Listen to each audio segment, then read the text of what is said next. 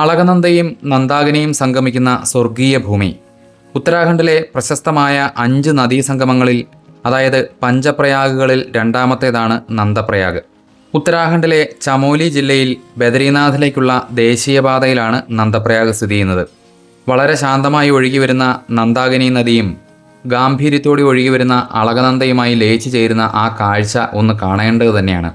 കേവലം മതപരമായൊരു തീർത്ഥാടന കേന്ദ്രം മാത്രമല്ല നന്ദപ്രയാഗ്.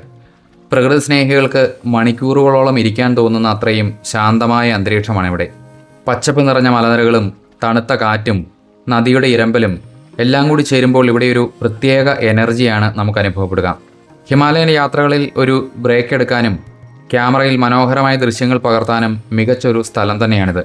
അതുപോലെ ഒരുപാട് ഐതിഹ്യങ്ങളും ഈ നന്ദപ്രയാഗിനെ ബന്ധിച്ചുണ്ട്.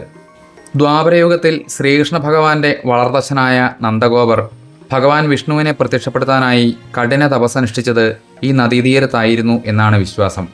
അദ്ദേഹത്തിൻ്റെ ഭക്തിയിൽ പ്രസന്നനായ ഭഗവാൻ നന്ദഗോപർക്ക് വരമേകുകയും ഈ സ്ഥലത്തിന് നന്ദപ്രയാഗ് എന്ന് പേര് വരികയും ചെയ്തു. ഇതുകൂടാതെ മറ്റൊരു വലിയ ചരിത്രം കൂടിയുണ്ട്. മഹാഭാരതത്തിലെ ശകുന്തളയുടെയും ദുഷ്യന്തൻ്റെയും പ്രണയകഥകൾക്കും ഭരതചക്രവർത്തിയുടെ ജനനത്തിനുമൊക്കെ സാക്ഷ്യം വഹിച്ച കണ്വ മഹർഷിയുടെ ആശ്രമം നിലനിന്നിരുന്നതും ഇവിടെയാണത്രേ. ഇവിടെ വന്നാൽ തീർച്ചയായും സന്ദർശിക്കേണ്ട ഒന്നാണ് അളകനന്ദയുടെ തീരത്തുള്ള ഗോപാൽജി ക്ഷേത്രം. ശ്രീകൃഷ്ണനാണ് ഇവിടുത്തെ പ്രധാന പ്രതിഷ്ഠ.